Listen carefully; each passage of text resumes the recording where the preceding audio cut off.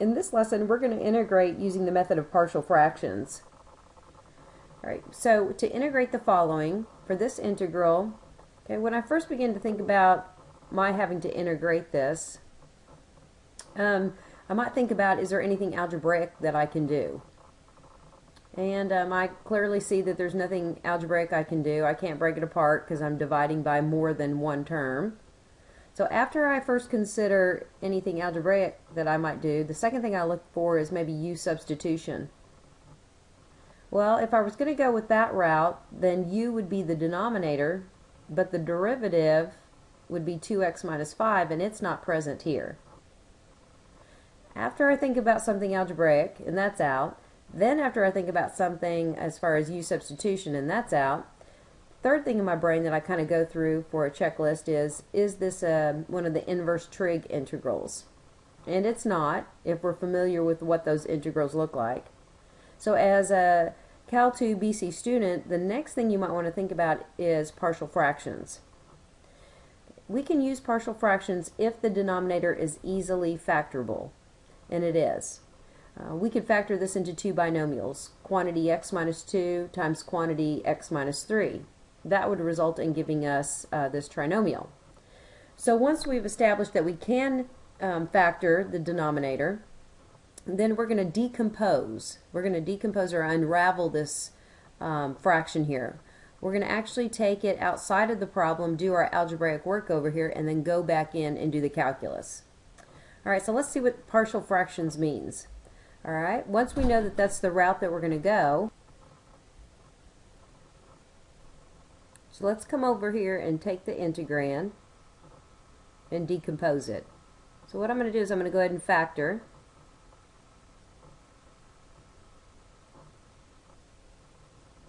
Okay, and then to break it apart into the sum or difference of two fractions, the next method is to build two other fractions, and in the denominator of each of those fractions we're going to put each of these factors, and it doesn't matter what order. You could put x minus 3 first or x minus 2 first. At the very end it's going to all result in the same answer. Alright, so we know that this denominator is built from these two denominators. Then what we do is we're going to put the letter A and the letter B, two different letters, two different variables, in the numerator. And it doesn't matter what you use, it's just common practice to use uppercase A and uppercase B. So what we want to do is we want to figure out what the values of A and B are so that we could go back into the problem and then integrate these two separate fractions. Okay, next step is we want to clear this rational equation, meaning we want to get rid of all the fractions. So we multiply the entire expression here, equation I should say, okay, by the common denominator. Well, the common denominator is just the product of these two denominators. The common denominator is just this product. So what I do to one side of the equation, I have to do to the other side. So I'm going to come over here and I'm going to write that common denominator. And you can put it over 1 if you want. And we're going to go through and we're going to clear this rational equation of fractions by multiplying every term by this common denominator. Well, if we just kind of focus our attention on multiplying these two items together here, these two fractions, we can clearly see that the x minus 2 and the x minus 3 are going to cancel, and that's just going to leave us with whatever's in the numerator, which happens to be 1. Let's go across the equal sign. Now it's time to multiply this common denominator times this fraction. Well, what we're going to be able to do is cancel x minus 2 with x minus 2, leaving the factor of x minus 3 to be multiplied by the numerator. So x minus 2 reaches across and cancels with x minus 2. We're left with a times quantity x minus 3. Next is the plus sign. The final product, x minus 3, will cancel with x minus 3, leaving the b to be multiplied by the remaining factor. We call this the basic equation. This is the basic equation.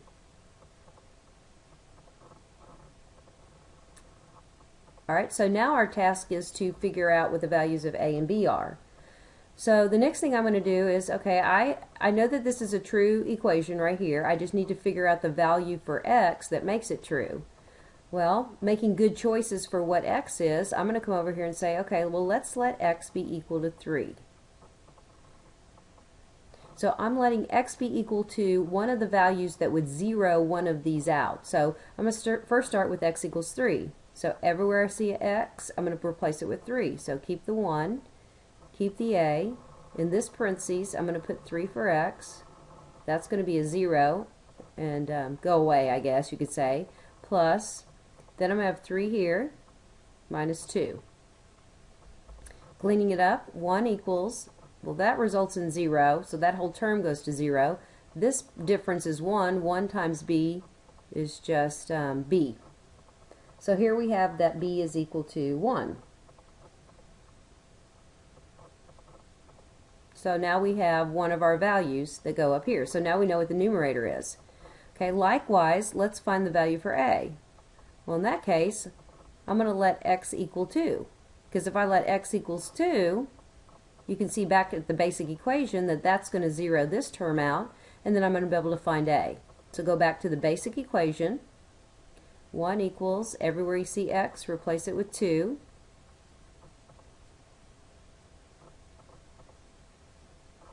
Okay, so this goes to 0, the term goes to 0. Right, this is negative 1, so over here 1 equals negative 1a, or negative a. So that tells me that a is equal to negative 1. Oh. Okay. Now that I have my two values for a and b, I can jump back into the problem. I've decomposed this into the sum of two fractions, and then I can integrate using U substitution. So here I'm back into the problem. So I'm going to have a is what, negative 1 over x minus 2. Okay. And you could separate if you want and do individual fractions, plus integral b was 1 over x minus 3, and it also requires a dx. You don't have to separate the two fractions into two different integrals. You could integrate all in one, and that's fine either way. Okay, to integrate this integral right here, you could pull the negative 1 out if you want to, or you could just leave it as is. It's up to you either way. Okay. Using U substitution here, U would be the denominator, so just trying to find some extra room here to integrate. U is x minus 2, so du is just simply dx, so I don't have to bring in anything, okay? Especially if I pulled the negative 1 out here. So, and I might do that. I might just do negative integral, dx gets replaced with du, and this is going to be du over u. And we know that's going to go back to natural log. All right, plus over here, a U substitution here would require U being the denominator. It's a pretty simple integration. Du equals dx. So this would be du over u. All right, so this integral right here is going to go back to negative natural log absolute value of that u, which was x minus 2, plus this integrates back to natural log of absolute value of this u, which was x minus 3. And then we have our plus c. And that's actually the answer right there, but oftentimes what you'll see is you might see this rearranged. This might become a subtraction, just looking at the different ways that you might see this answer, just to be prepared. Okay, and why would we do this? Because we have properties of logs that say that when we're subtracting, that can be collapsed into a natural log of the absolute value of a quotient. And because they're each absolute value, I just put them as one fraction with absolute value around it. So I'm just kind of guessing this might be the way that you would see it here, but any of these are correct formats.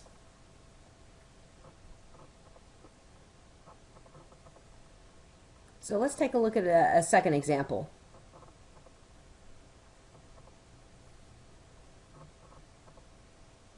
Okay, so this one's a little more complicated looking, but again, like we did with the first example, if we're asked to integrate this, the first thing I do is I think about algebra. Is there anything algebraic I could do that would make this a little bit easier?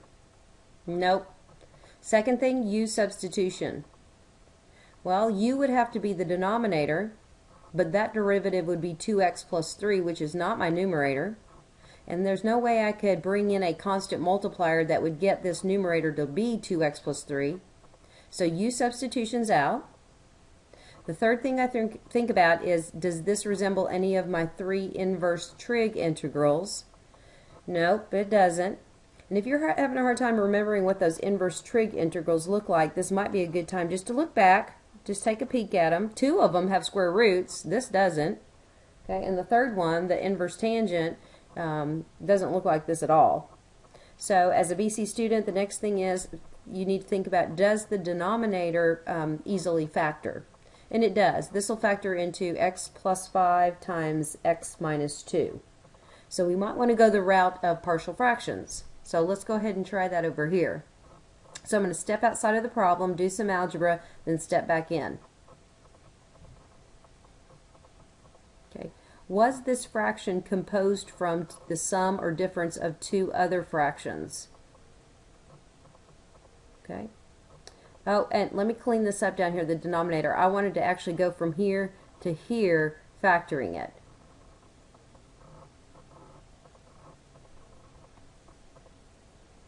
Yeah, there we go. That's better. I wanted to jump over here and take care of that all in one step. So I can see that this denominator factors into the product of these 2 binomials. Okay, so to begin decomposing this, build 2 fractions, one for each of the factors of the denominator. And again, it doesn't matter the order that you put these here in. It'll all at the end work out to be the same. Okay, and then here we have an A and here we have a B. Okay, so it's a little more complicated because in the previous example we just had a constant in the numerator, but now we have a linear numerator. Okay, so the next step was for us to clear this rational equation by multiplying through by the common denominator. So come over here and show that. And you can put it over 1. And I'm just going to go through and distribute. Okay, doing this multiplication, this product, both factors cancel, and so I'm left with just the numerator. That's always going to happen. Equals. Okay, reaching across, multiplying here, the x plus 5 factors will cancel, leaving you to multiply x minus 2 times a. So I'll go ahead and put that first, a that is, times quantity x minus 2. Okay, now let's reach across here and multiply. The x minus 2 factors will cancel each other, leaving b to be multiplied by x plus 5. Again, this is called your basic equation. Okay, now studying this, to find the values for a and b, we're going to let x be equal to 2 and simplify, and then next we're going to be letting x be equal to negative 5 and simplifying to get the other variable. Okay, so I'm just going to start with let x equal, I guess I'll just start with x equals 2. So everywhere I see an x, I'm going to replace in 2. So I have an x here, which I didn't in the first example, so kind of be on guard for that. So negative 2 minus 19, and then going across here. A times quantity, 2 minus 2, so that's going to zero out. So, you know, when you think about x values, you know, we want to be wise in our choices. So this is 2 here. Okay, remember that's 0, and then this is 7b. So now we know b is equal to negative 3. Okay, so let's find a. Well, to find a, we want x to be negative 5 to zero this term out. So let's let x be negative 5. So go back to the basic equation, start all over, let x be negative 5. So the opposite of negative 5 is going to be 5.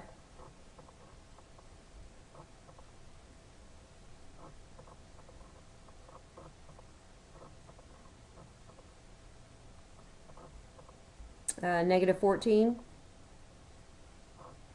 3a here,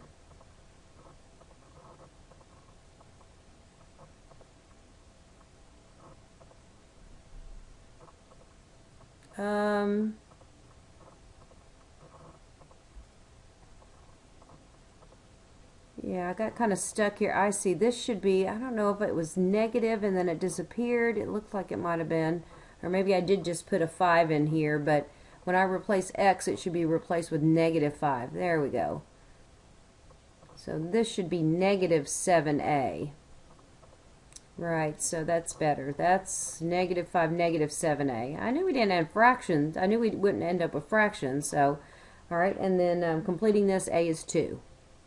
I mean, it's not wrong to have fractions. I thought I remembered this problem to have nice numbers. Okay, so A is 2. Okay, now we're ready to go back inside the problem and do the calculus. So I'm going to come over here. A is what? 2 over x plus 5 dx. And then B was -3. So I think I'm just going to say minus and then put the 3 on top here over x minus 2 dx.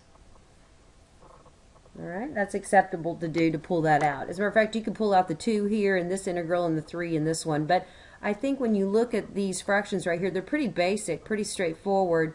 It would be U substitution with U being the denominator, and du is just dx with the 2 pulled out. So I think we can probably mentally go to the answers here. So this would be 2 times the natural log of the absolute value of x plus 5 minus, this would be 3 times the natural log of absolute value of x minus 2 plus c. The answer might look just like this, and this might be what you choose, but just thinking about another option because of the properties of logs, we could move this 2 up as an exponent, and we could move the 3 up as an exponent with the plus c. We could collapse this then, rewrite it as a single log expression with the absolute value of x plus 5 squared on top and absolute value of x minus 2 cubed on the bottom, plus a c. I didn't rewrite it with one absolute value here because I've got a square on the top and a cube on the bottom. So I'm not quite sure what format, but I think we've explored all the possibilities. So this is the method by partial fractions. 2 examples I feel like is probably good enough. I think you guys have got the idea, so we're going to just stop there.